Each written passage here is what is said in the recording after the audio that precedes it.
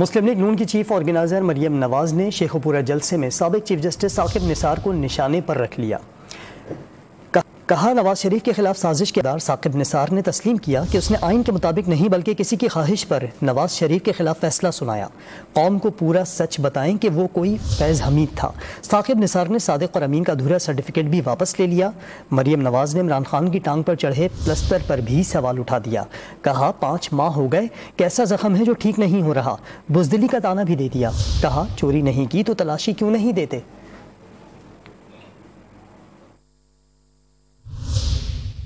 نے عمران خان سے واپس لے لیا۔ کل وہ ڈیم والا بابا زحمت ٹی وی پر یہ کہہ رہا تھا کہ میں نے نواز شریف کو اس لیے نااہل کیا کیونکہ کچھ لوگوں کا خیال تھا کہ وقت کی ضرورت ہے کہ نواز شریف کو نااہل قرار دے دیا جائے۔ بتاؤ قوم کو کہ وہ کچھ لوگ جنرل فیض حمید تھے۔